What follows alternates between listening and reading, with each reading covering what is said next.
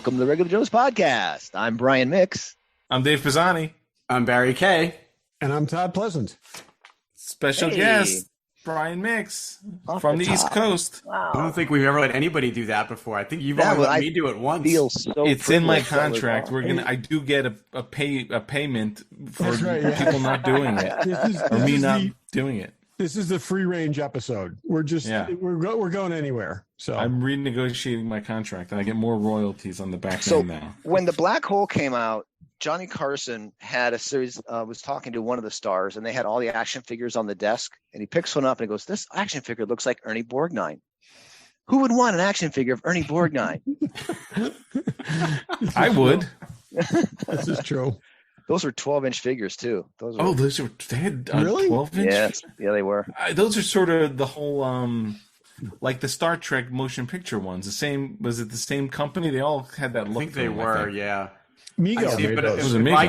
If I got an Ernest Borgnine figure, it would have to be from Poseidon Adventure. That's what I'm saying. I want a tuxedo and just Pamela Sue Anderson action figure with lift up skirt. Yes. Isn't that what our whole thing with was? lift up skirt and an upside down playset. Exactly. Nice. Awesome.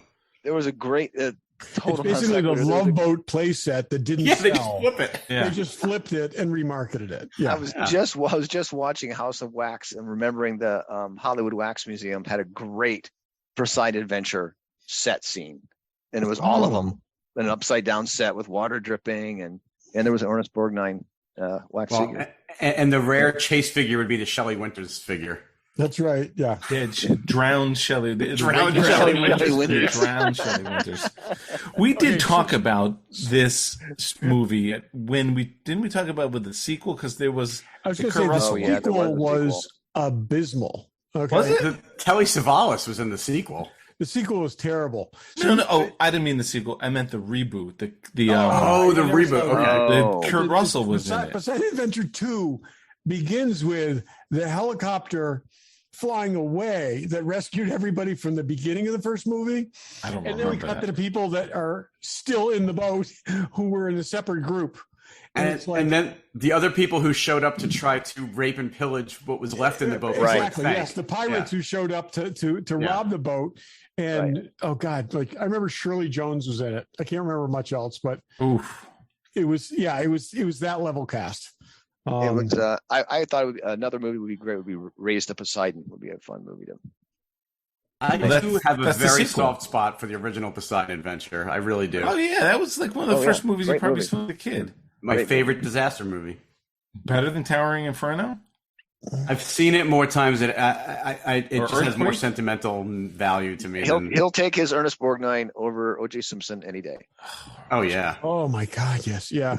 It was such a big deal to what was it? Steve McQueen and Paul Newman. Okay.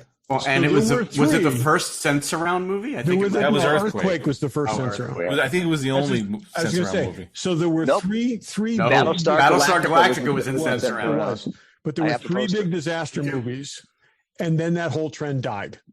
And people tried to do other things, but it just never caught on. But it was Poseidon Adventure, Earthquake, and the Towering Inferno, and then just no one cared. Yeah. But it was like the biggest thing, and that was the trend. And then after that, people kept coming up with things. I was like, yep. Well, after that, they went to airplane and airport movies. Oh, yeah. The airport movies. Airplane actually preceded those. Airport 77. Airport preceded those. And then the Airport 77 and so on. They just kept doing the same thing over and over. That's sort of Die Hard took the movies from Towering Inferno, then Airport, and then I never thought of that. Yeah. Yeah. I don't know if this is true. Someone out there correct me if it's wrong. Under Siege, I thought was supposed to be a Die Hard script, and that was sort of taken from the Poseidon Adventure because it was on a boat. I could be wrong. I could be dreaming that, but I don't know if it's true. That's the one with Steve. The best Steven Seagal movie. Yeah. I actually argue that Die Hard is a genre. Because there are so many like hostage situations in a confined space, thing. How many pitches in Hollywood started with Die Hard in a? Absolutely. Oh yeah. Die Hard on a Die Hard in on Air Force One, and and it was like just like just no doubt on a bus. On a bus. Speed. Die Hard on a bus. Yeah, gotta get on the bus. That movie does not hold up. I saw. We watched it not that long ago. How about the sequel? It didn't hold up from day one. But Die Hard holds up. Speed doesn't hold up. I don't know why. Why do you think Speed doesn't hold up? I thought it held up when I watched it. It feels very 90s, where Die Hard doesn't feel any time frame. I guess. I don't know. That's why. Why I feel. Okay. And it's a Christmas film, so it's a perennial. That's true. You got to make it around the holidays. I watch it every year. I do. You do. We're rambling tonight, so just stick with us. So just so you know, that was just sort of some of the pre-show gold. But let's see who's got something. I could start and what? I'll go ahead. start. Barry, I'll go ahead. start. I know where you're going to talk about. Go ahead. You don't, but I'm sure I have other things on my list that I'm sure you know what I want to talk about. But it's been a few weeks, so I'm hoping that some of you at least have watched some of either the Light and Magic series on Disney Plus or Icons on Earth. Between the two of them, there's 12 you're talking episodes. to us. I thought you were talking to the audience. No, I'm talking to you guys. Like, am I the only one that has watched? I've watched the episodes first 3 or 4 of the ILM. I haven't watched the other one. It's a little slow moving, I gotta say. I've watched all of the ILM show, and I wish it were longer because it is just so awesome. It's to see that. Great. Yeah. I mean, I like this. Like the second and third one's much better. The first one was a little slow. I think that we're 45 years plus into this, and they're still pulling footage we've never seen behind the scenes out. It's pretty amazing. They seem to film a lot of themselves doing a lot of things. They did. Which is cool. It's good they did. Well, that's what happens when you put a bunch of filmmakers together. Yeah.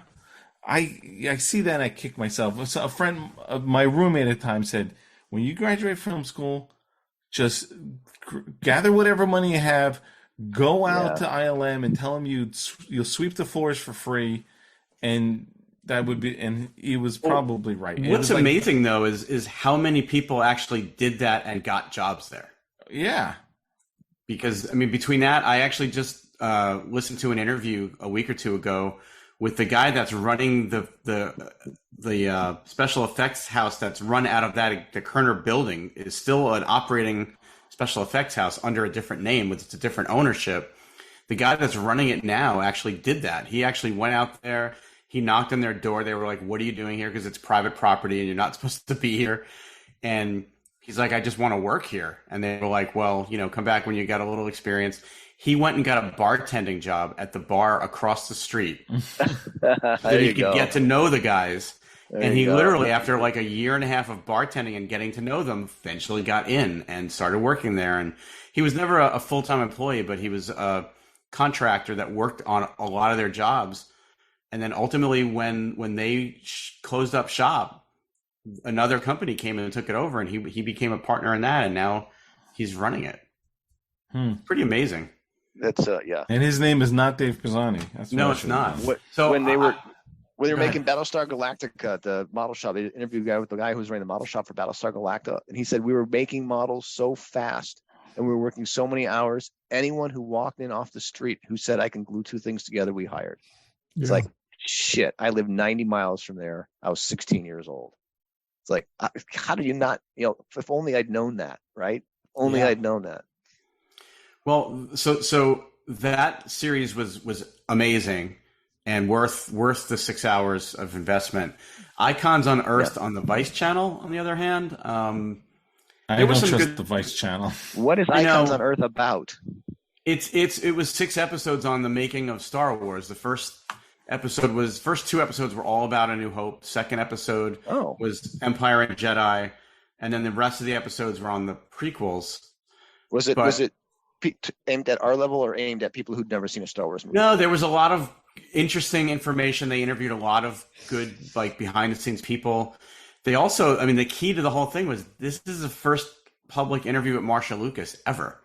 And she's interviewed through the whole thing. She bitter? And, a little. I think she's just sad more than anything. It sounds like, and again, obviously editing is what it is. And they tried to clearly tried to tell a story of how, she was cut out. But like, she even said that, like, when she was at their daughter's wedding and he wouldn't even talk to her. Like, when he decided that it was over, and she said that she needed like a break, and he was like, there's no breaks, you're either in or out. When she decided she was out. That's just like what Ross did. Rachel said they're on a break. They weren't on a break. They were on a break. He went and slept with the copy girl. Well, there are also people in the documentary that claim that she had an affair and cheated. But whatever, like, putting all that aside, just her insights, because, I mean, she was involved in all three of the original movies, and 1 and 2 for sure, and 3 to a little bit lesser extent. But hearing her stories are amazing. You never heard about the stained glass at Skywalker Ranch? Well, that's supposedly the guy she had the affair with. Yeah, never compliment the stained glass at Skywalker Ranch, because that's the guy she had the affair with. The guy that didn't have it replaced. Yeah, well, it's the whole dome on the library. Well, he's got money. Or he did. Well, I would say Icons on Earth is worth watching, but the Light and Magic stuff is definitely worth watching. It's so good. Yeah, it's so good. Cool. My friend Darren Dockerman said watching that show makes me long for a place I'd never been. It really is like that. Only, if only.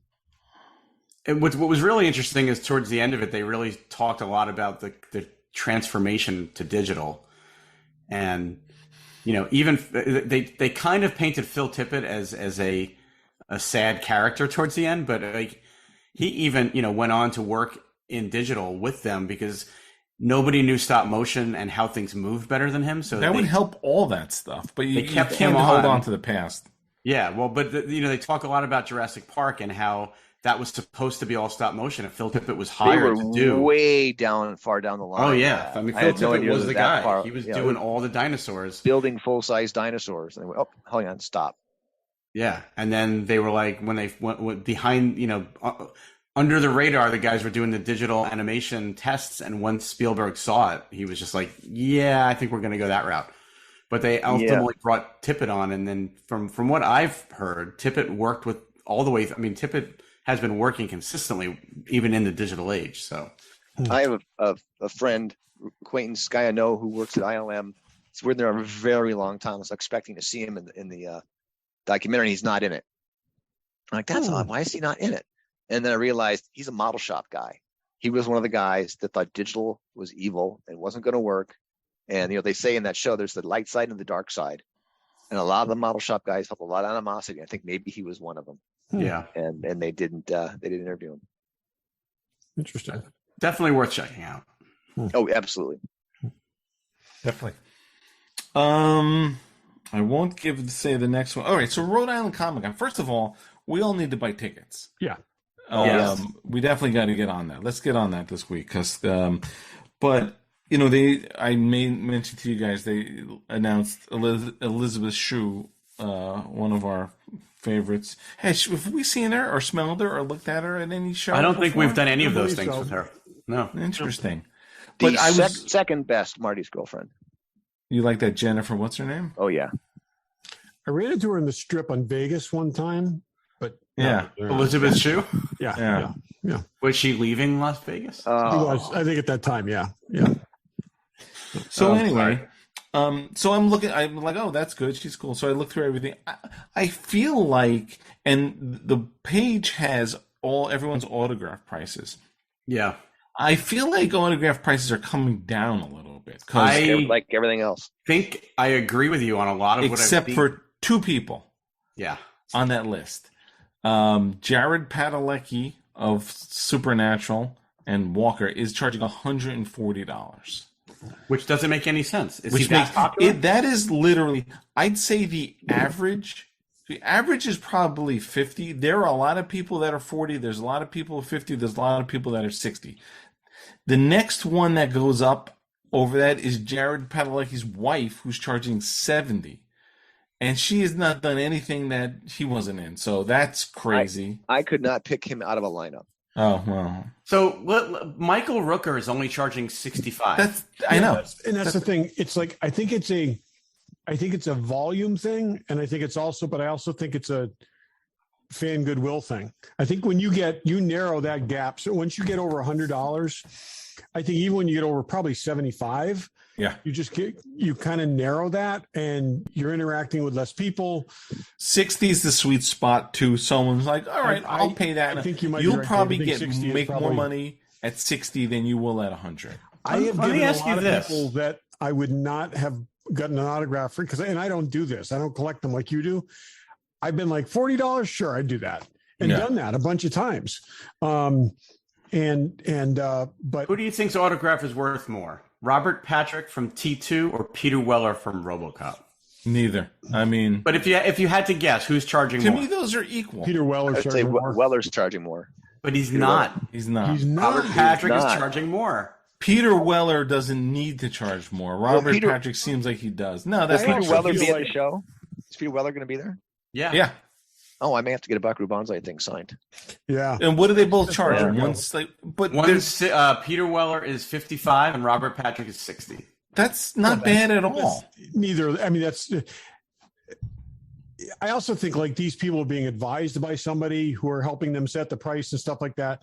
I'll tell you, the $129 guy from Supernatural is going to have a very short line.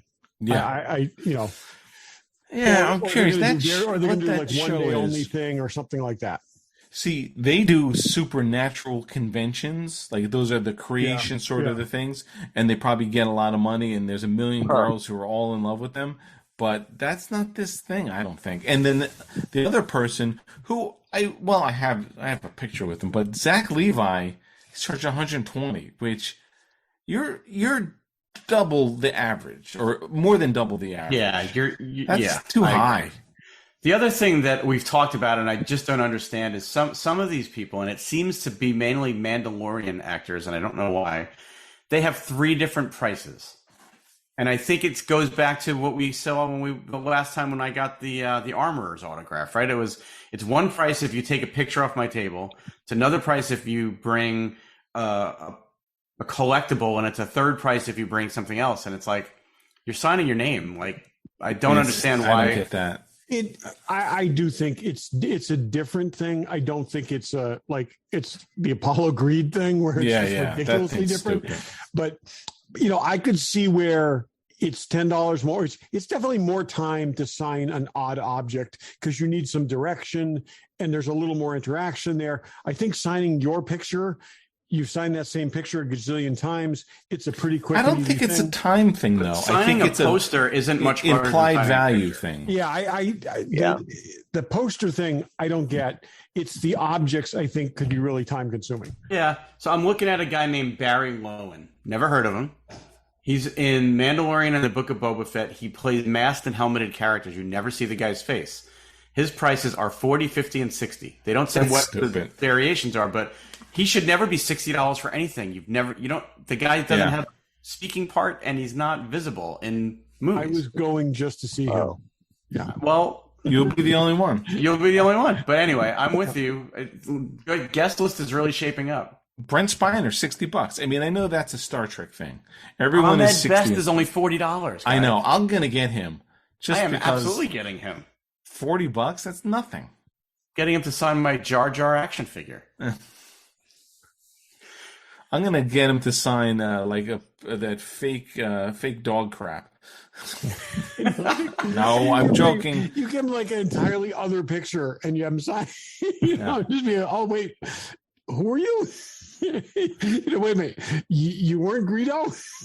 I hate Jar Jar, but I feel for Ahmed Best. I think he's gotten a bad rap. So he certainly has. Yeah, but there's a guy. I think there's one guy charging $10. I don't know who he is, but for you, buddy, show up and charge. But there's some people that I saw that were on the list of people I'm interested in getting autographs from, and they're only like $30, which those are like prices from like 10 years ago. I know, that's crazy, but looking forward to it. So November, I don't know, 7th through the 9th. Something like that. Looking at it. It's where to go? I was looking at tickets. November 4 through 6. 4 through 6. Who's? Oh, yeah. I'm just, and then of course I'm looking like, who are there? Any of these people who will actually stop and talk to us? There's also Stephen Amell's there too. He's always a good convention dude.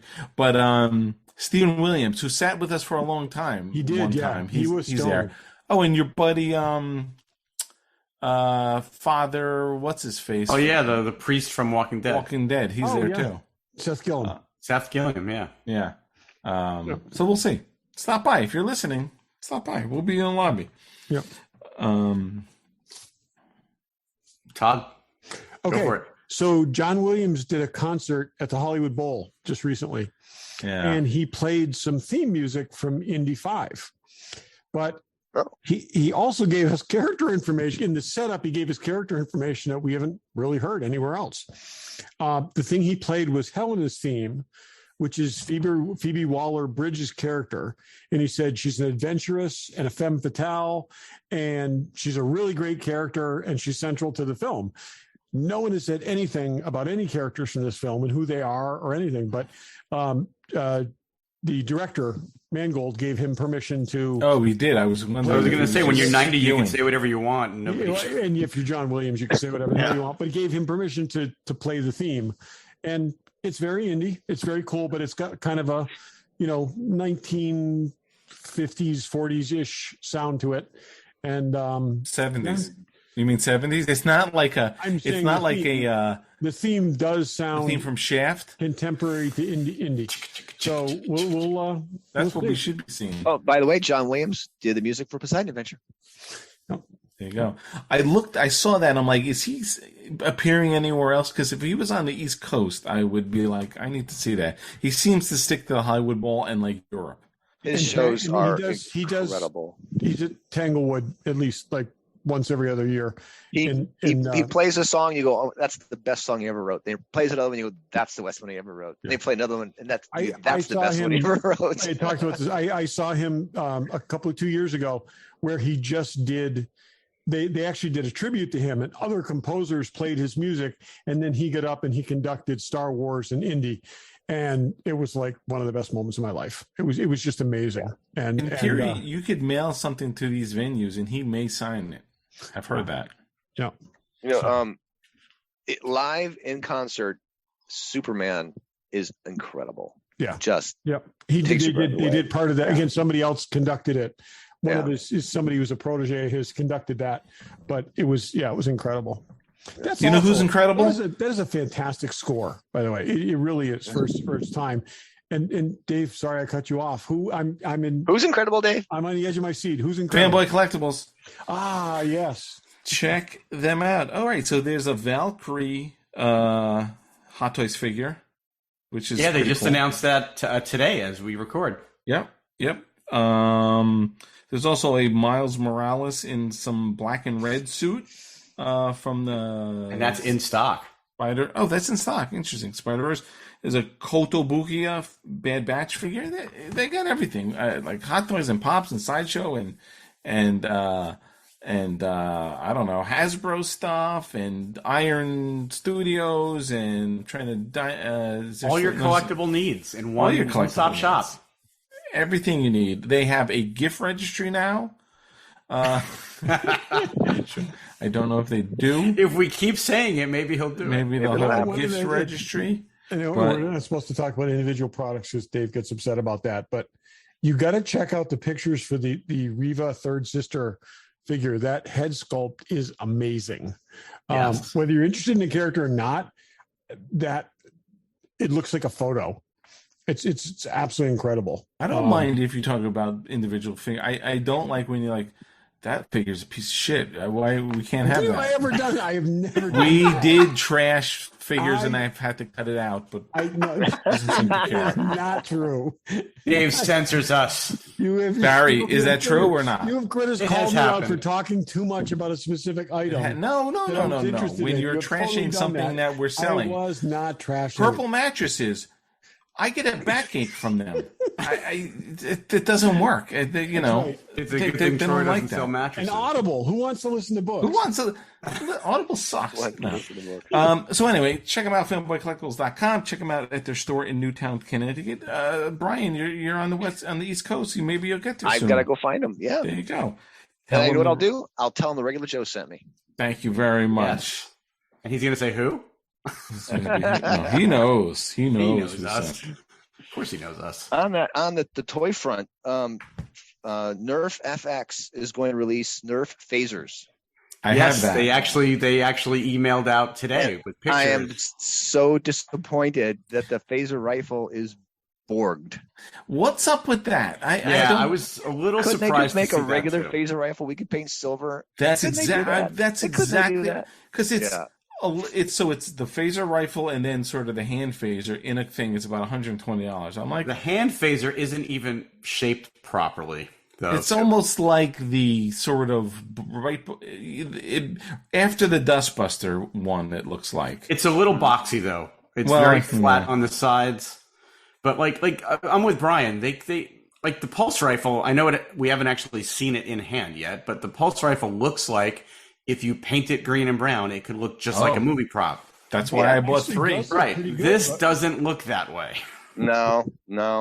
I think they severely limited their market. They didn't. It's cool that they're doing Star Trek at all because I was shocked to see they even had a Nerf license for Star Trek. But how much Borg is on there? Can you sort of grind it off? No, it's seriously the whole back. Doesn't the whole make sense because stock is different. That could really be something that you could turn into something. Well, I don't. Maybe they're doing that just for that reason. It feels like a bad choice. Yeah. Yeah, but that is cool. I don't know. Is anyone ordering it? No, but I am really. I never picked up the pulse rifle, and I just saw that you can order it now through GameStop. I've seen those ads all over. It's going to be in stock soon. I think it comes out October 1st. It says, yeah. So I am tempted to order one of those from GameStop. They're Yeah, sold out. I will wait for your review. That's one of those things where I'm going to get a $300 charge to my Amex bill, and I'm going to have no idea what that is. I hope I actually pay. I hope they charged me already, so I don't have to see that. Because I did order. I think I ordered 3 of them. I figure you could always sell them on the secondary market, but well, since you brought up Star Trek and Borgs, they also just tonight officially announced the Exo-6 Locutus figure. Yes. It's going up for sale. I'm assuming this week or next week, since they actually put up a YouTube video with a lot of close-up shots and angles of it, and it looks incredible. I was thinking, do I want that? But it would be cool, sort of a little behind the Picard figure, like those two together. I feel like I tend to not do villains and bad guys, but I do feel like I need the Locutus. It just looks so cool. I got to see about that. Troy didn't have it on his site yet, did he? It's not officially up for pre-order yet. They just put up a video today saying like it's coming soon. I did see the video. Yeah, I'll have to check that out. Yeah, I may need that. Cool. Yeah. So there's 2 Pinocchio movies coming out. Really? It's about this puppet whose nose grows when he lies. It's not about Donald Trump, surprisingly.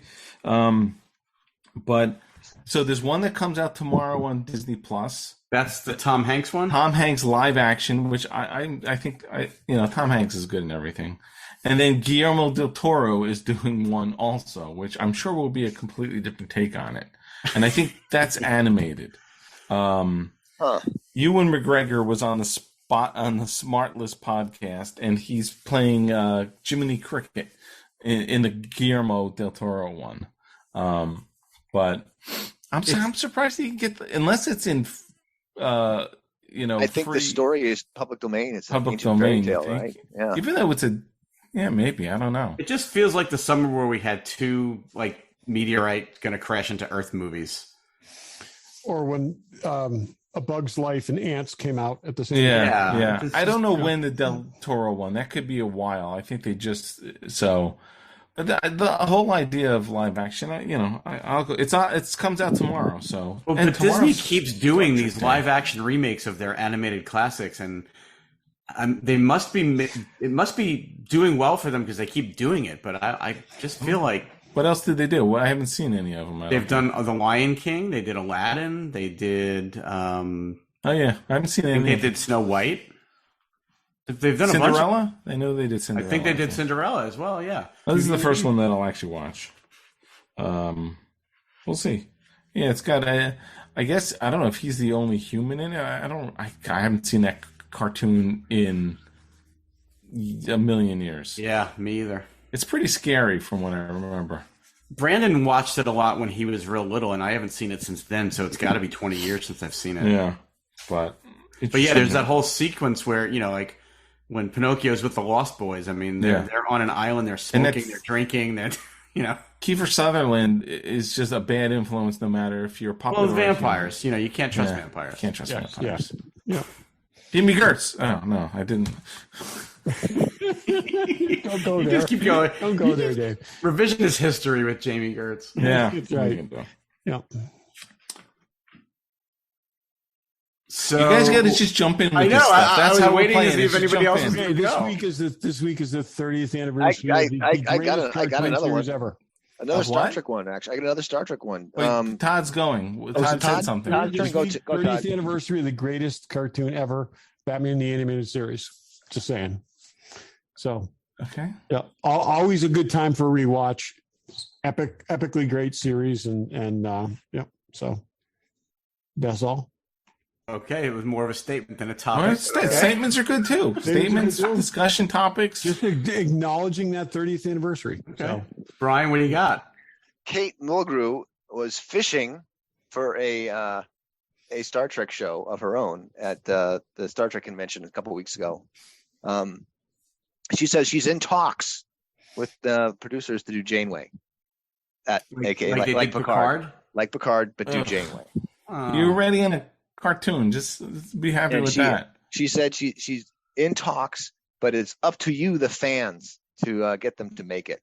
So that tells me that they're not that interested. She's trying to build interest for it. I'm interested even less in that than I was in Picard. Or she's seen Strange New Worlds, and she realizes that idea came entirely from people watching Discovery Season 2 and saying, no, this is actually what we want. No, yeah. And guess what we want from Voyager? We want a 7 of 9 show. We do not want a... Yeah, I'd rather see 7 than Janeway, huh? Yeah. Today is 7 of 9 day, by the way. You're right. As we record this. Oh, yeah. And tomorrow is Star Trek Day. Yeah. 9 and isn't it also Disney Plus Day? And it's Disney Plus Day. How did those a lot two of days days fall on the tomorrow. same day? I don't know where Disney picked September 8th to be Disney Plus Day. I think it was their launch day, wasn't it? Yeah, I think No, they launched in November 12th. Oh, okay. Really? And I don't know why this is Disney Plus Day. But it's there's a Star day Trek that Astro premiered on checks. this day some amount of time ago. 54 years, is that right? No. 66. 56 years ago? 56 years. Wow. 56 years. Yeah. Wow. Okay. That's absolutely crazy. Well, happy Star Trek Day. Happy 7 of 9 Day. Happy Disney Plus Day, everybody, if you celebrate. So, speaking of Star Trek, I know Todd and I were texting over the weekend, but if you're not watching Lower Decks, damn it, you should be. Are they on season 3 now? I haven't even finished season 2. Oh, Brian, season 3. I mean, it's only, 2 episodes in? So I've watched one. I haven't watched the second one. The second episode was really good. Really good. If you haven't seen it, I won't say anything, but there's some I'll watch it. stuff It's in on my there. list. I'll get caught up.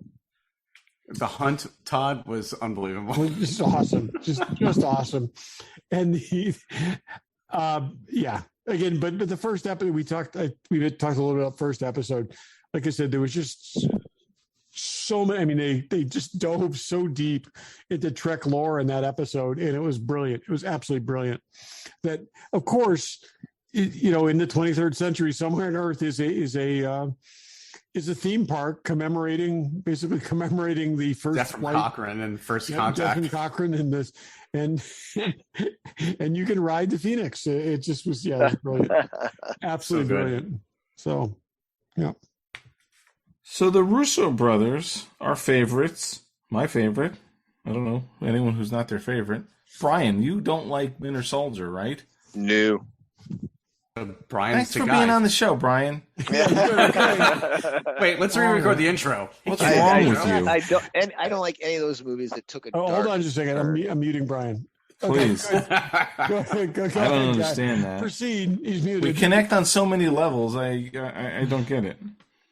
So they're producing this series for Amazon called Citadel about a bunch of spies. Time doing like that, and apparently they're having a ton of issues. It's already cost $225 million for 7 episodes.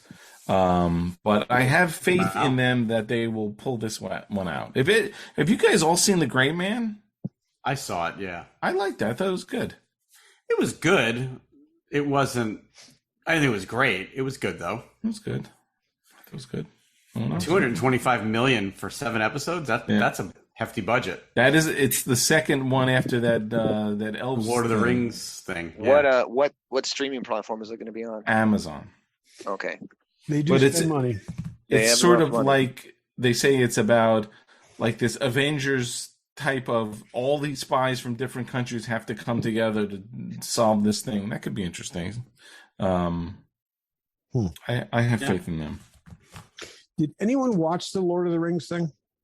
I watched all of it. It's excellent. He has not. I've started it. I have not. I'm not even caught up. I think there's only 2 out so far. I've seen the first one. You have seen the first one. I think J.R. Tolkien is rolling over in his grave.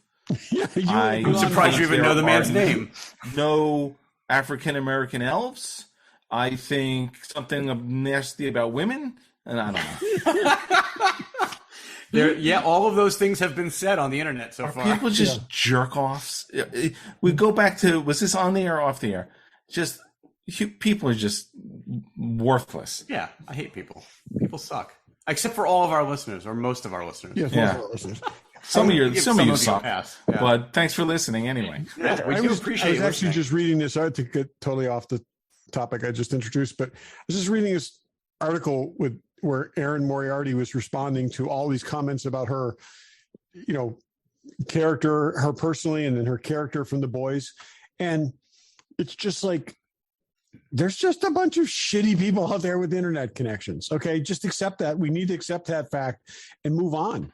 It's like Reddit is full of assholes, and more people are apt to just put negativity out there than positivity. And I'm glad that they're all mostly Republicans. Her fans support her, and that she had her say. But God, if you acknowledge these people, you're giving them what they want.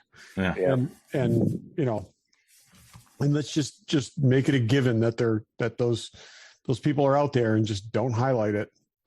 Listen, if they need to talk about somebody, they should all just talk about Ryan Johnson. Yeah. And then leave everybody else alone. That's fine. I'm fine with that. Yes. Yep. I support that. But anyways, so Barry, you saw the first hour. I did. I dozed off twice watching that first hour. That makes me feel so good. I don't know.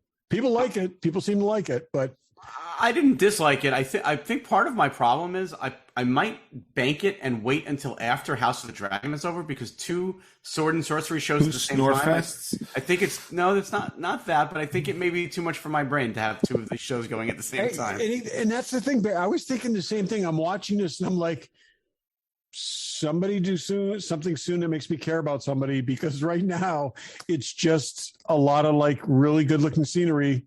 And wow, that's great CGI, but nothing to care about yet. $500 million. Yeah. So I've only seen an hour of it, but I'm expecting big things coming, because I don't see yet in the first hour I watched. I don't see where they spent the money yet. I mean, it looked good. Don't get me wrong. It looked very good, but so 2 big sword and sorcery epic prequels, right? Yep. I mean, it's and that's the thing. It's like, well, why do you have to just start hemmed in story wise, and then just it's this whole like idea of we want to fill in the blanks, I guess. I don't know. And I guess they got 2,000 years to fill. So yeah. I'm definitely going to keep watching it, no doubt about that. But I might, like I said, I might take a few weeks to just have a little bit of a palate cleanser between House of the Dragon and that. Yeah. So Elijah Wood's in it? Nope. So that Martin Freeman's in it? Maybe in season 2000, season 2001. Who plays Frodo? There were Ents though. I did see Ents. That's going to be decided in season 1880. That's when we'll see Frodo. Okay. So let me know when Frodo shows up. I hate that other dude, Smeagol. I hate him. I'm gonna just randomly tell Dave. Oh, by the way, Frodo showed up, so he can watch it. Right, so tune in. Yeah. And Sam Wise and Mary. See, I know. I've seen some of it. I've seen it. Mary. Who's the other dude? Is there another dude? Merry and Pippin. Yeah. Pippin. I don't know. Pippin. I love that. And Gandalf. Oh, was it Merry or Pippin that was in Lost? I think it was Merry. No, I think it was Pippin. No, I think it was Pippin. Pippin. Yeah, I think it was Pippin. You know, I saw a headline. I love Rudy. Rudy was awesome. I was hoping he would make the tackle. Rudy. I saw a clickbait headline the other day that I had to click and read. It's something about someone in a bikini because I click on I click on all of those. But it was about Dominic Monaghan talking about his breakup with Evangeline Lilly and how it devastated him. And I'm like, that was like 15 years ago. Why is there an article about this now? I get it though. Don't you get it? 15 years I got ago. It at the time. Why? I'm a short Frodo. Why did I do that? He's not a Frodo. He's a Hobbit. Okay. Whatever. I couldn't think of the word. Frodo. I'm a Hobbit, and I'm dating her. Now you're being racist. Okay. Literally. Don't be calling him Frodo. That's one Hobbit. Okay. It's like Kleenex. Put him properly as a Hobbit. Listen, if you were a Hobbit, you could call him that. That's cultural appropriation for you to call him that. Don't be like generalizing. You know, it's like we're not calling you like the name of some random white dude. You can call me. Next, you're going to suggest that we cast a white person to play an Asian character, Dave. Come on. Yeah. What's wrong with? There was some movie with like Tony Randall. I don't know. All right. Speaking of prequels, Rogue One was released in IMAX in 250 screens 2 weeks ago with a sneak peek of Andor footage. Oh. It grossed $1 million in a weekend in IMAX. Yeah. It pushed it up into the top 10 IMAX movies of all time. I saw that. Yeah, that would have been good. I just couldn't. I was not around. It was one night, though, wasn't it? No, it was a weekend. And it was 250 two theaters. It's like 250 IMAX theaters. I thought that when I heard about it, I'm like, oh, it's probably in 15 theaters around the country. But no, it was 250 theaters. It was a lot. That's a lot. It was probably on them. I've seen Rogue One. What? How many times have you watched Rogue One? I don't know, at least a dozen, maybe more. Oh, really? I've 20? Sat down and watched it maybe 3, but I'll watch pieces of it. I love Rogue One. I do too, but I think I've only ever seen that movie twice. I watched it. I feel like I gotta watch it before Andor, and even though it makes no sense. But I know I saw it in the theater, and I loved it, and I saw it, on TV, and I loved it, but I don't think, I think because you know the story,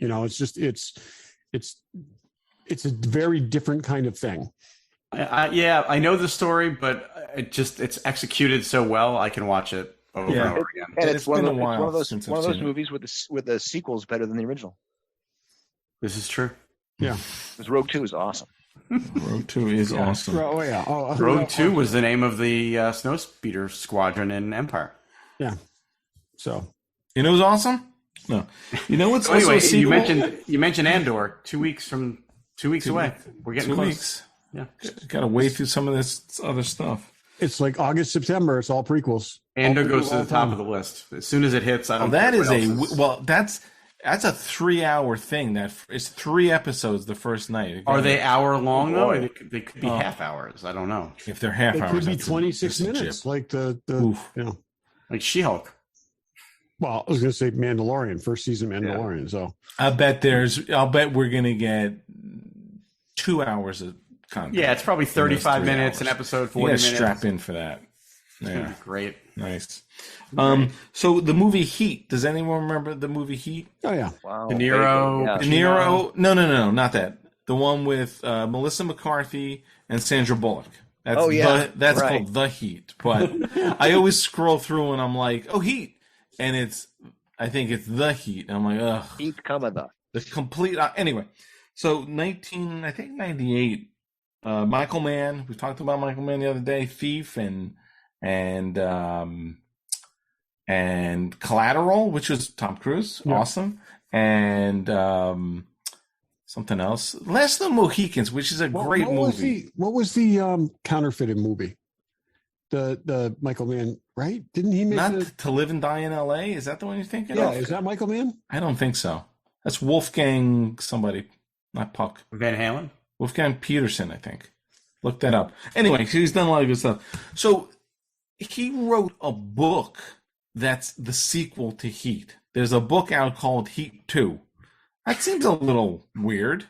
Yeah. Don't you think? So is this the Pacino or Sandra Bullock?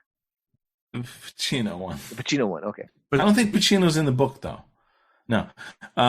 Did he write the screenplay of the original, or did he direct it? He did both. He did everything. He did both. But so he wrote. But isn't it odd that you have a movie and he decided to write a book as the sequel? Well, maybe he wrote a screenplay and nobody wanted to make it, so he wrote it as a novel. It's a way around a pitch. Someone will option the book. I think he's got enough juice to get a movie done. Maybe not these days, but I thought that was interesting. But I saw him on 60 Minutes or CBS this morning, but interesting. So now we're going to start to see book sequels to movies. Well, we've been seeing comic book sequels to movies for years, so why not? Yeah, true. Dave, did you catch any of the Taylor Hawkins tribute stuff over the weekend? As a matter of fact, I was going to watch something else the other night, and I saw that, and I'm like, I went into, like, curious how long this is. So I went to Paramount Plus. It was pretty early, and Pam was tired. She went to sleep early, and I'm like, this thing is like 5.5 hours. I'm like, there's a 45-minute version, and there's a 5.5 hour full concert. They aired it live, and it was a little over 6 hours live. Yeah, well then that's what. And at 10 o'clock at night, then at 10 o'clock at night, they aired a 1 hour condensed version on CBS. And then they put that up on demand on Paramount Plus. And then on Monday, they took the 6.5 hour and edited some of the dead spaces out of it. And now it's still dead spaces. So yeah, I'm like, I'm going to watch this just to get a sense of you won't like this, but I'm not a music guy the way you are. I watched the whole thing in about 2.5 hours. I fast forward. I mean, I'm like, it was a good 2.5 hours before there was anyone I even ever heard of. Yeah, well, so the point of me bringing it up, did you see Wolfgang Van Halen? I saw Wolfgang. I mean, that's the first time he's ever publicly played, Van Halen stuff on guitar. He toured with Van Halen as a bass player. I've seen him. I saw him. Yeah, this was the first time he's ever played his dad's stuff on guitar, and it was pretty freaking amazing. He did a good job. There was a lot of cool stuff, but I mean, let me ask you, you're the music guy. Were there people who were like, who the hell is that? I never heard of that. There were some people that I was definitely like that. I mean, they brought up people that were close friends with Taylor Hawkins, so some of them were not well-known musicians, like to the average person. But I watched the whole thing. I watched all 6 hours of it live. And it was there were some spots where I was like, all right, can we get moving? But I know. Well, that's why I had fast forward.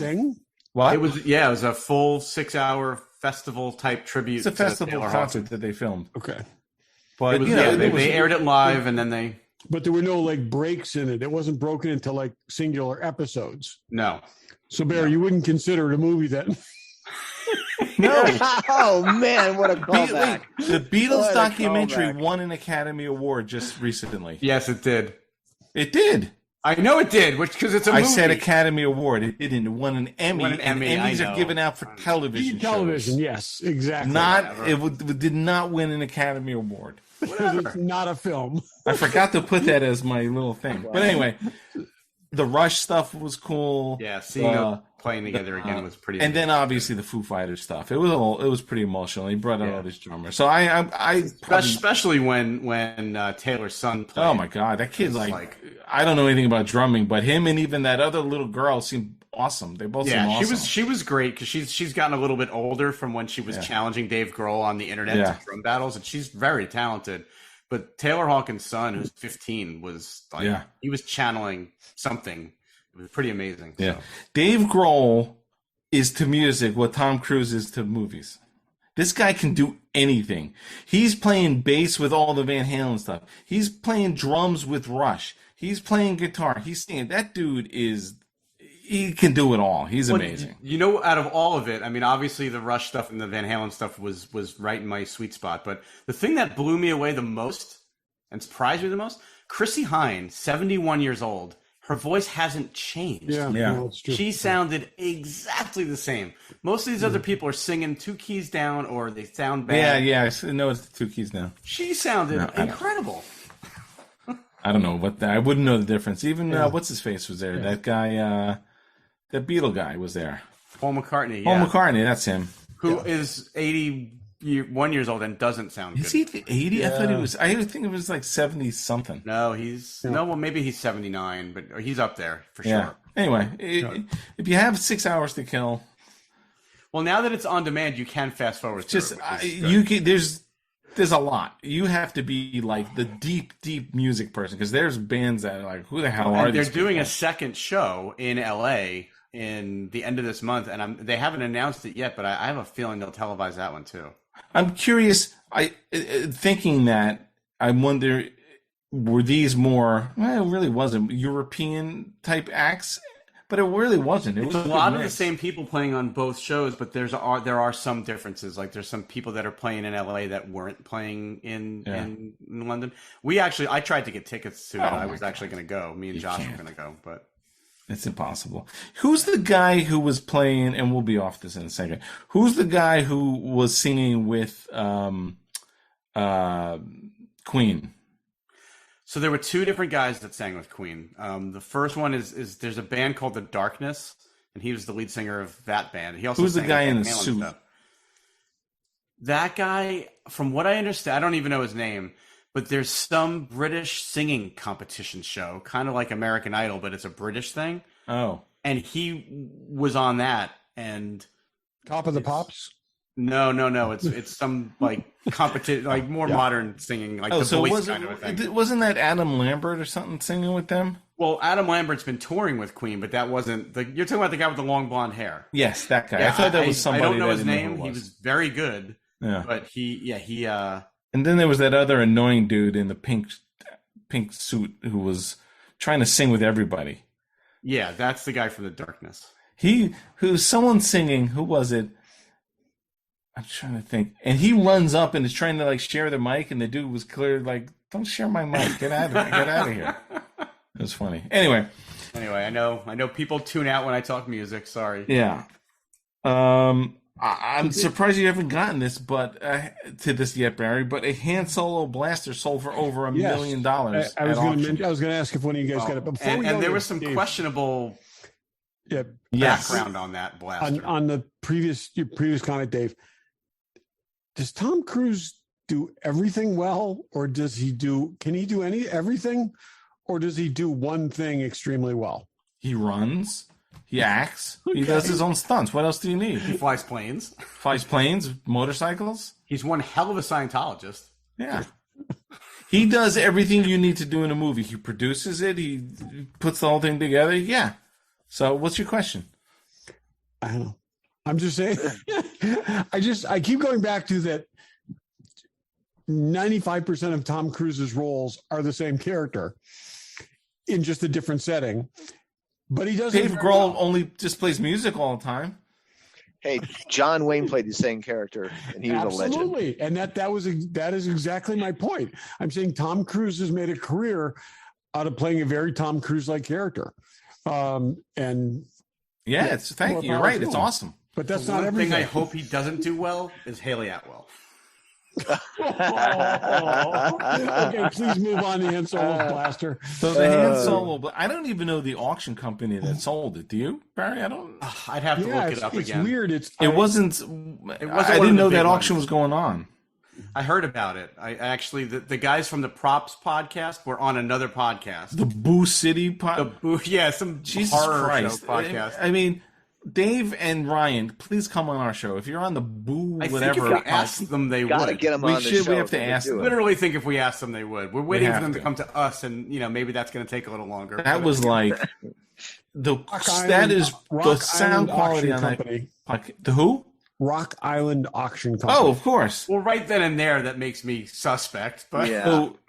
So it sounds like, from what they were saying, is that, and again, don't quote me, I'm not disparaging anything, but this blaster may not have been all original pieces or something. Right. The last surviving model of the 3 used during the shooting of A New Hope. Yeah, but it sounded like it was like a I 57 don't know. Chevy Those that are pretty had much some all working, parts. firing guns that they put crap on. And then when the movie was over, they took the crap off and put them back in the inventory. Exactly. Yep. Yeah, and I so you listened to them talk about it on that show as well, Dave. I thought it was interesting. They were using the analogy of antique cars. And, Yeah. You know, if you have the original chassis and everything else is replaced, is it still the real car? Like, So this thing could have had the original frame, but nothing else. There are currently more Shelby Cobras in the Right. in the Cobra registry than were made, because well, either the chassis or the engine, either the chassis or the engine serial number will count. Yeah. So you can Yep. So interesting. So but $1 $1 million seems like a lot of money for something that maybe isn't as authentic as it needs to be for that kind of money. Now Dave claimed, not me, claims to have a Han Solo blaster. Does he have one of the 3 originals? I think he's got an Empire or a Jedi. Yeah, it's not New Hope. Okay. Yeah. Interesting. Yeah, who would want that? Isn't it amazing that like some utterly forgettable World War I movie that those things were probably dismantled for use in, and may have, it's just I know, that's the scary. Big Red 1. Mark Hamill used the same blaster. One was as a laser, and the other he picked up from a German, shot him. Yeah, that's right. Yeah. So on that podcast, they also asked the famous question that everybody cringes about, like, if there was a fire, what's the one thing you would take, or what's your favorite item? And that Dave Mandel said that he's got a Chewbacca mask that was repurposed and used as mala in the holiday special. On the show. I think that's crazy. Wait. Never mind. I've heard that from someone else. I can't reveal who that is. Yeah. So is it still, does it still look like mala? I think it must still look like mala. No, I think it's been turned back into. I thought someone may have fixed that. Maybe somebody mentioned that to us. Talking about. Yeah. Okay.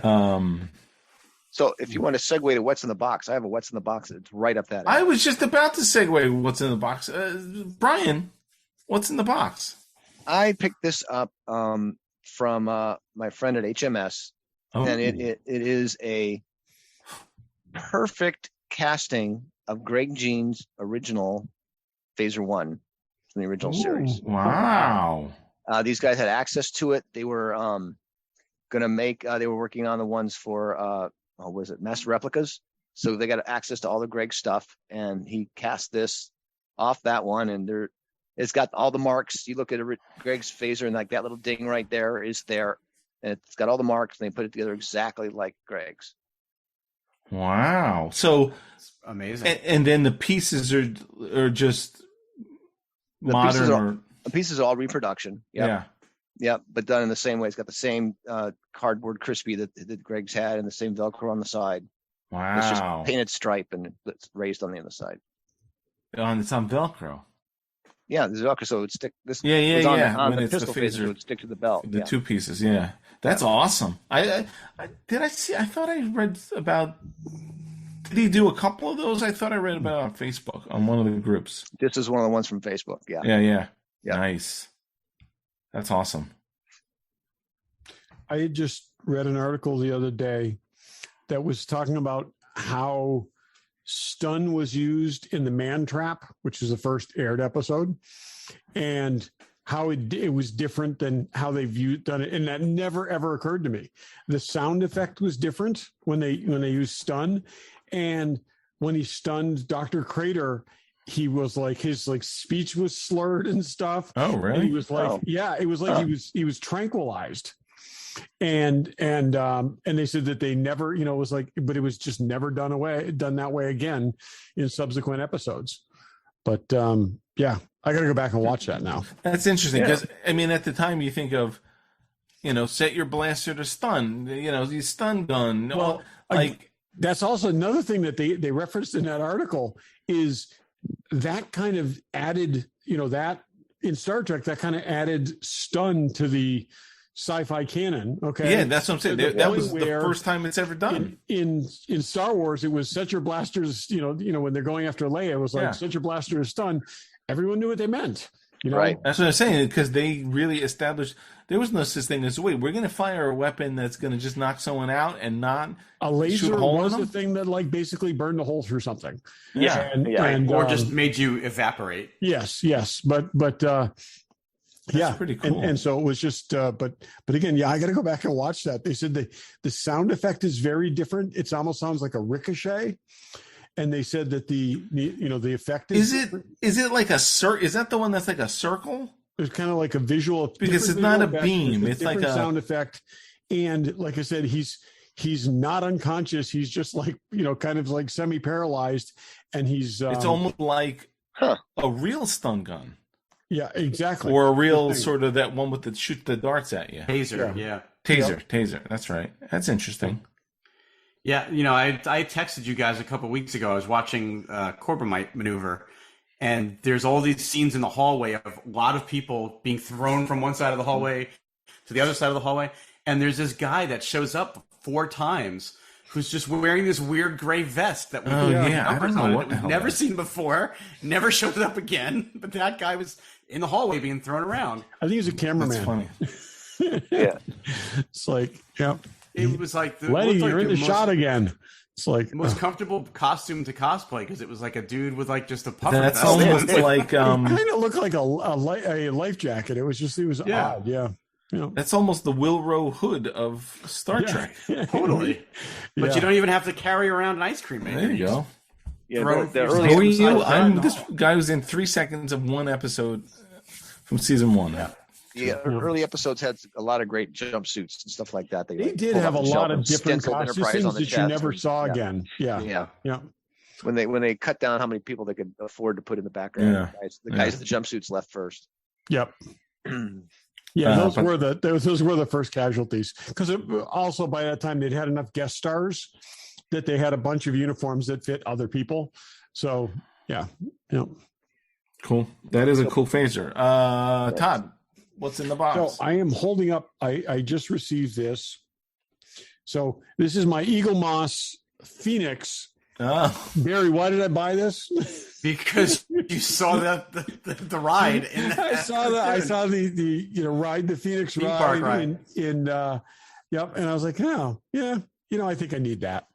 And I wish you would have told me, because I would have just sent you mine. That's in the box in my attic. Said. It's like, but it was, I didn't pay much for it. And it was, did you buy it on eBay or from Eagle Moss is kaput, right? Oh, no, I bought it from another vendor that had it on sale.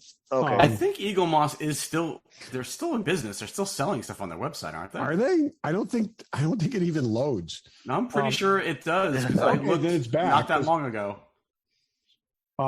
Maybe they're under new ownership or new management. Well, they're in like the equivalent of like receivership. So yeah, but I think they can still sell their inventory while they're doing that. So. So speaking of Eagle Moss, this is not my what's in the box, but I recently was going down a little bit of a rabbit hole watching YouTube videos about their next generation enterprise model that you could, it was like the Falcon that I bought, where you every month you get 4 pieces of it, and you over the course of 2 years you build it. And people are freaking out because it's not finished, and they're thinking they're never going to get the rest of their pieces, which is really kind of tragic. But the most interesting thing was how people were complaining about the fit and finish on this thing, and how it's not light blocked properly, and there's light leaks all through. And there's so much work you have to do to try to get it to fit together properly. That was the one thing about the Millennium Falcon. I mean, you could build it right out of the box without doing a single thing to it, and it looked pretty good. You didn't have to do a ton of extra work to it, but it sounds like the people that are building this Enterprise are pretty disappointed. I am looking at the Eagle Moss website right now, and I'm looking at a 4-year-old version of the website. That is, I think, the UK version. That is really interesting. And it's eaglemoss.com too. Now you got to go to Hero Collector. Yeah, but it's funny. Why is this up? This wasn't, Shop. They have a shop with us link. Shop online. It takes you, that took me to a 404 error. All right. So when I you go looked to a few weeks ago, eaglemoss.com, it actually takes you to the exciting announcement of the Discovery series. And I wonder if that's when they switched over to Hero Collector and they never killed that website. I think this was pointed to Hero Collector, and now there's no Hero Collector. Because, if you go to eaglemoss.com, it will take you to, again, their old website. But one of the things that's interesting, when you view the Star Trek Discovery collection, like, for instance, again, this is all things that have long since been produced, but like they've got the they got the USS Jaeger, which they never made. The Jägermeister. The Jaeger, which they made the Burin instead. I'm trying to remember what I went there to look for. There was something that I was like, oh, maybe I should buy this before they shut down. And I went and looked, and it seemed like the site was still up at that point. It was a few weeks ago. Yeah. Maybe more than a few weeks ago, maybe a month ago. I don't know. So Barry, what's in the box while you're at it? Yeah, I'll go. So I've got 6 things. Oh yeah, we're still doing that. I got the full range of Obi-Wan Kenobi retro figures from Hasbro. These are the figures that are made to look like vintage Star Wars figures, so they only have like 4 points of articulation or 5 points of articulation. But this Obi-Wan, I'm holding up Obi-Wan, is the first time they've ever done a hooded figure where the hood actually sits right on a figure. Yeah, it actually looks pretty good. Yeah, it does look good. It actually looks really good.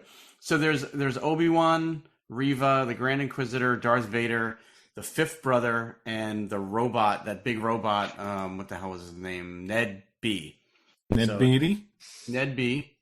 He's a big robot. The one that seemed like maybe there was somebody inside of it, but that never came to fruition. And there's the fifth. Oh, no, this is the fifth brother, right? He's got the double-bladed lightsaber. The Grand Inquisitor's got the same double-bladed, rounded lightsaber. So did you say Darth Vader? Darth Vader is in this set as well. They remade the figure because they've already had a Darth Vader. Yeah. There's Reva. She's got a slightly modified double-bladed red lightsaber. And then there's a Darth Vader, which they gave him a cloth cape. They retooled him. They actually made him a little more accurate to the movie or the show. Because the original Vader didn't even have a proper cod piece or anything. Piece. They gave him. This is probably the first mention of the term cod piece. Cod piece on any podcast ever. I'm sure it isn't.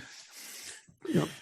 But they gave him a cloth cape, which is cool. They gave him a handheld lightsaber instead of it protruding out of his arm, which is kind of cool. Oh yeah. I have a disease. I have to collect something, and the fact that they're making things that fit into my vintage toy collection aesthetic. I think that's great. It's interesting that there's a little more detail on these, obviously, but they're still not painting the lightsaber hilts. They're still leaving them like solid color, like the and this style lightsaber hilt with the rectangle handle. Yeah, it's exactly what they did for Empire and Jedi. That's what I'm saying. Is like kind of as a kind of a throwback thing.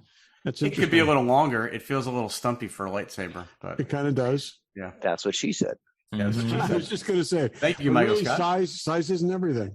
But yeah, these are cool. I mean, there's only 6 of them in the series, which is nice. I've got all the Mandalorian ones, and there's no Leia, which would probably be about that big. Since it should be tiny. They made a 4-year-old. Maybe they'll do a series 2, and maybe they'll include her. But do a 2-pack with Luke and Leia. Yeah, they could. Oh yeah. So, and they could do Owen and Beru. They could definitely make a series. Kiss. Yeah. Oh, it's so cute. It's like it could be like the scene from Spaceballs. That's it. Dark helmet. All right, Dave, wrap us up. What's in the box? Okay, this was in a bag, but I got an Artemis shirt to commemorate the launch. That hasn't happened yet. But they'll get there. I rather have them. You see all these jerk offs again. Back to people all suck. Oh, they can't even take off. Like what's the hurry? Like, did you see Jim Bush? Someone posted they could go to the moon 50 years ago, but they couldn't without an issue. And then Jim Bush says Grissom, White, and Chaffee. Look those names up. Good on you, Jim. People died going to the moon. So anyway, so take as much time as you need. As much as we all want to see an exciting launch, we all also want to see a successful launch. This whole thing is an experiment. And it's like, it's not an entertainment thing. And I'm sorry if you're disappointed it's not happening when you want to watch it. Yeah. But the whole point is doing it right so we can learn from it. It's not like, there's time. Let's do the right thing. So anyway, so I got this shirt. This is cool because it has the Artemis logo. Then it has the NASA logo on the sleeve. That's cool. And I also got the mission patch. So this is the Artemis 1, the A, and then the ship is the 1. You know what's interesting? So I'm like, this launch is coming. I got to get a shirt. And I actually saw a guy out on the street, or not street, at the tennis court, as a matter of fact, wearing one. And I didn't ask him. So I'm like, okay, I'll go on NASA.com or whatever. They had something. Then I'm like, that's not exactly what I'm looking for. I wanted the one with the NASA logo on the sleeve. This is the one this guy was wearing that I saw. And then I went on Kennedy Space Center, like, the place we go in Florida, and they had some. And I'm like, that's not quite it either. Every sort of space, official NASA space thing had a different product, which was bizarre. I'm like, wouldn't you think they'd all have the same thing? This stuff I got from the Johnson Space Center in Houston, their sort of online gift shop, which had completely different shirts than the Kennedy Space Center. It makes sense because there are NASA collectors like anything else. If you do one shirt for everybody, then you only sell one to people. But if you do 5, but they're all selling their own thing. It's just really weird. But anyway, this shirt came in like 5 colors. It's really soft. So this to me is the shirt to get. Go to the Johnson Space Center website. Tell them the regular Joe sent you. All right. Anything else? Do they have a gift registry on their website? They probably do. Even when I went to I went to the Uvar Hazy. I went to Smithsonian. They didn't have it either. It's weird, but anyway. Any last thoughts? R.I.P. Tony Dow. Big brother of the 1960s. So he died a long time ago. Who was that? Tony Dow from Leave It to Beaver. He was Beaver's brother. Yeah, Wally. It was Wally. Yeah, he just passed away. I hadn't even heard that. I believe he just passed away. If not, we're going to cut this because I thought he. No, I thought he one of those people who the press release got out that he died when he wasn't dead yet. Is that he's not dead yet? Died. And a week later, he's dead. But that's got to be a month ago. It was a few. That was weeks a month ago. ago. Yes, it was a month ago. Yeah. Okay. Well, I thought he died maybe again. Oh, well, then R.I.P. Hannah Heche because she died a few weeks ago too. Yeah. Yes. So someone else just died. I don't remember. I'm sure a lot of people did. I'm sure. Rest in peace, all of you. Yes. Okay, so we end the show. Yeah, on a up tempo number. Yeah. Goddamn death dedication. So next week, something. I have no idea what it'll be. Yeah, we're at the point now where we just don't even know. No. There's plenty. There's so much stuff. So much stuff. Yeah. Got to do a collecting show or something. We're going to do a deep dive in Indiana Jones handguns. We can. You got anything cool coming up on your workbench? We could talk about what we're working on, maybe in the next show. I have something cool on my workbench, and I just built a new workbench as my workbench. Oh wow! There you go. I had I've been using the outfeed table from my table saw. It's been used so it was not flat, and I've been meaning to do it forever. And I'm off this week, so that was one of my projects, and it's interesting. So I decided to use this is fascinating for anybody. Particle board, and I wanted to put polyurethane over it so it would resist all the crap I do on it, and painting and stuff. So I don't do that to my workbenches. So I got the thing, I got the particle board. I actually put some sides on it, and then I cut myself on my knuckle, and it bled all over the table. So there is blood polyurethane into the table. It's like the Kiss comic book from the 70s. Exactly. There's blood in it. And I'm like, there's a spot of blood. I know that spot of blood is under the polyurethane of the work table. So there you go. Dave knows because I was texting him over the weekend. I finally, after what is it, a year or more of hesitating, have started building Dave's B9 robot model with the lights. Oh, that's great. Oh, cool. And while I'm at it, I'm building one for myself. So I appreciate it because I started it and I just cannot build models. That is Barry's thing. So thank you. I am. Obviously, we talked about it on the show. I made one for Todd a couple of years ago, and I needed a couple of years in between going back into this one. And it's amazing. Not an easy. And Dave's, Dave went so far as to buy all the electronics for it. So I don't have to make the electronics, but I have to figure out how to properly install the electronics. So I did lay all of them out and test them, Dave. I don't know if you ever did that. I did. I tested them to make sure they work. They're pretty cool, right? Yeah, very cool. The fingers and the head are what's scaring me the most. But that head looks crazy. So I will say a cool thing is there is a height difference between him and Robbie, but they are exactly the Robbie that we have is exactly proportional to the. Well, that's what we've been waiting for years. If they had come out with I think it is true. I think they are both true 1/6 scale, and because the heights, like I said, if you see a picture of the two robots together, there is a difference, and they're proportionally accurate. So, unless Brian, yours happen to be identical, but no, Robbie's taller. Yeah. Are those robots out of their crates yet? No. Luckily, they're in their crates in the garage, not in the basement. Oh, good. Because of the flood I was talking about on the show. Yeah. I build petty little 1/6 scale versions. Brian builds the full size versions. 1-to-1. Yeah. There you go. And it's all beautiful. Yes. It is. All righty. Next week we'll talk more stuff. Let us know about there's something. We talked about we're going to Rhode Island. If you're going, let us know. Yeah. We'll be there. All four of us will be there. All in the same hotel room. All in 2 rooms. 2 rooms. Thankfully, Jesus. Traveling civilized now. You forced us into being civilized. Yeah. I've been saying it for years, but anyway, now we're civilized. Anyway, thanks for listening. Thanks for listening. Thanks for listening. Thanks for listening.